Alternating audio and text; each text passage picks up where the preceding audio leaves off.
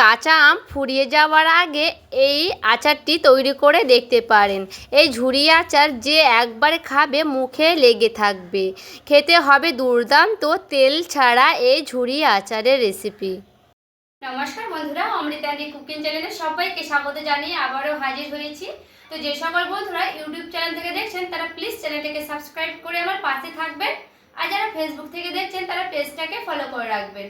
আর skip না করে পুরো রেসিপিটি দেখা অনুরোধ রইল, লাইক দিয়ে ভিডিওটি দেখবেন।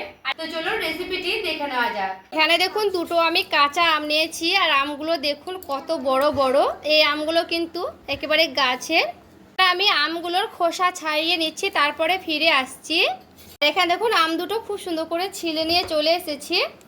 আর এখানে দেখুন একটা গ্রেটার নিয়েছি, তো এই গ্রেটারটা দিয়ে কিন্তু গ্রেট করে নেব খুব ভালো মতো করে। আপনারা চাইলে কিন্তু বটি দিয়ে কেটে নিতেও পারবেন, একেবারে কিন্তু জিরি জিরি করে কেটে নিতে হবে।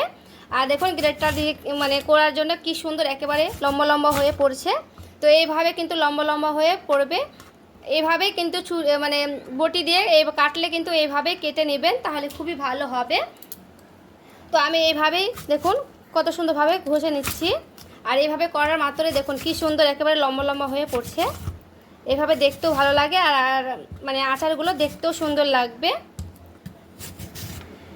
আর দেখুন কি সুন্দর একেবারে এইভাবে করার কারণে দেখুন কি সুন্দর হয়ে পড়ছে। তো আমি কিন্তু এইভাবে মানে দুটোই আম এইভাবে করে নিচ্ছি।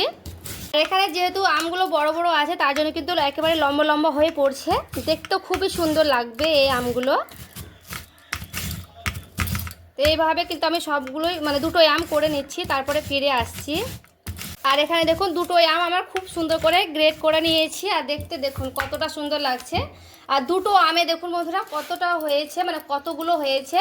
তো এখানে আমার যেহেতু বড় বড় আম আছে তার জন্য কিন্তু অনেকগুলো হয়েছে। এই দুটো আমে কিন্তু হয়ে যাবে আমার। আর দেখুন একটা একটা কি সুন্দর ঝাড়া ঝাড়া হয়েছে আমগুলো, দেখতে সুন্দর লাগছে। আর এখানে দেখুন নিয়েছি ভিনিগার। তো এখানে আমি 1 চামচের মতো ভিনিগার নিয়েছিলাম। এরপরে ভিনিগারটা দিয়ে খুব সুন্দর করে এভাবে মানে মাখিয়ে নিচ্ছি। ভিনিগারটা দিলে না অনেক দিন থাকে আর ভালো থাকে আমগুলো। আর দেখুন ভিনিগারটা দিয়ে খুব ভালো মতো করে এভাবে আমি মাখিয়ে নিলাম। আর এখানে দেখুন দিয়ে দিচ্ছি লবণ। লবণটা একটু পরিমাণে দিতে হবে, যেহেতু আমগুলো টক রয়েছে তার জন্য। এরপরে লবণটা দিয়েও আমি খুব সুন্দর করে দেখুন এইভাবে মাখিয়ে নিচ্ছি। লবণটা দিয়েও আমি সুন্দর করে মাখিয়ে নিলাম। এরপরে আমি এখানে নিয়ে নিয়েছি চিনি। দেখুন আমি প্রায় 2 থেকে 3 বাটির মতো এখানে আমি চিনি দিয়ে দিচ্ছি। এরপরে চিনিটার সঙ্গে আর আমের সঙ্গে খুব সুন্দর করে এভাবে আমি আবারও মিশিয়ে নিচ্ছি। তো এখানে খুব ভালো মতো করে আমের সঙ্গে আর চিনিটার সঙ্গে কিন্তু মিশিয়ে নিতে হবে। আর এখানে দেখুন খুব সুন্দর করে আমার মেশানো হয়ে গেছে। আর এখানে আমি রেখে দিচ্ছি প্রায় 30 মিনিটের মতো কিন্তু রেখে দেব। এতে করে চিনিটা খুব সুন্দর গলে যাবে, আর চিনির ভেতরে মানে আমের ভেতরে চিনিগুলো একেবারে কিন্তু মিশে যাবে। তো এখানে আমি খুব ভালো মতো করে দেখুন নাড়াচাড়া করে রেখে দিলাম। তো ঢাকা দিয়ে রেখে দেব কিছুক্ষণ। তো আমার একটা ভাজা মশলা লাগবে, তো চলুন সেই মশলাটা আমি রেডি করে নিই। কড়াইটা কিন্তু গরম হয়ে গেছে। এরপরে সবার প্রথমে দিয়ে দিচ্ছি লঙ্কা। লঙ্কাটা কিন্তু আগে দিতে হবে। এরপরে দিয়ে দিচ্ছি দেখুন ধইনা, এটা গোটা ধনা। তো এখানে আমি মানে 2 চামচের মতো দিয়ে দিচ্ছি। এরপরে দিয়ে দিচ্ছি 1 চামচের মতো কালো সর্ষে। এরপরে দেখুন দিয়ে দিচ্ছি 5 ফোড়ন। 5 ফোড়নটাও আমি একটু বেশি করেই দিয়ে দিচ্ছি। এরপরে সবগুলো দিয়ে খুব সুন্দর করে এইভাবে আমি নাড়াচাড়া করে নিচ্ছি। এখানে খুব ভালো মতো করে ভেজে নিতে হবে, দেখতে হবে যেন পুড়ে না যায়।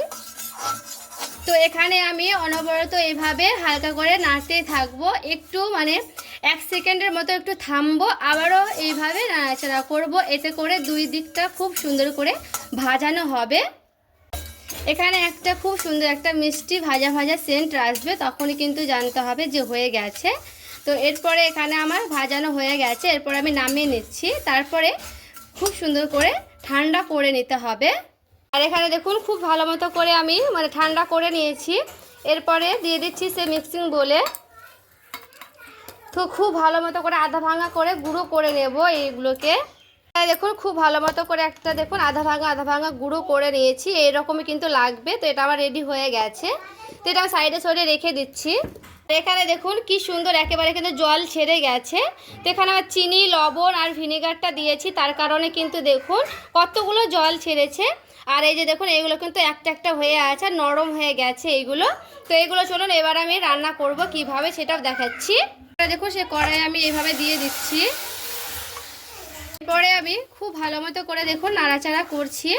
তো এখানে আমি একটু কিন্তু তেল দেব না, এটা তেল ছাড়াই কিন্তু রান্না হবে এই আচারটা।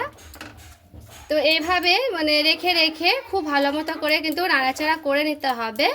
দেখুন খুব সুন্দর কিন্তু ফুটে গেছে। তো এখানে অনবরত আমি এইভাবে নাড়াচাড়া করছি, যেহেতু এখানে চিনি দিয়েছে তার জন্য কিন্তু তলে লেগে যাওয়ার ভয় থাকে চিনি দেওয়ার ফলে। তো এভাবে আমি অনবরত নাড়তেই থাকছি।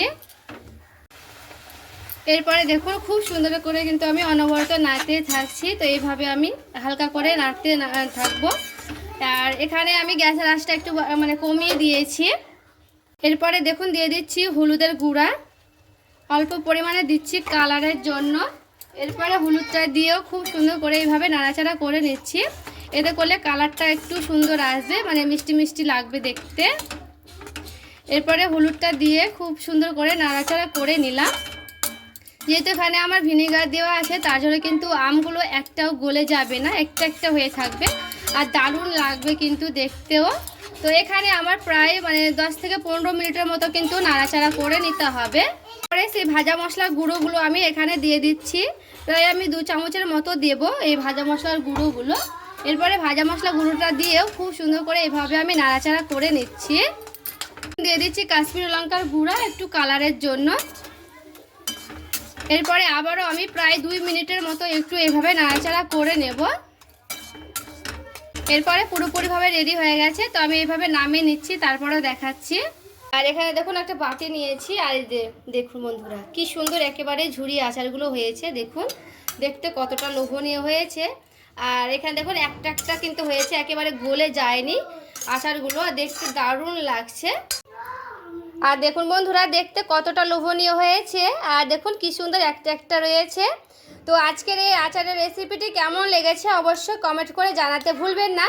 আর ভালো লেগে থাকলে প্লিজ একটা লাইক করবেন আর চ্যানেলটাকে সাবস্ক্রাইব করে আমার পাশেই থাকবেন।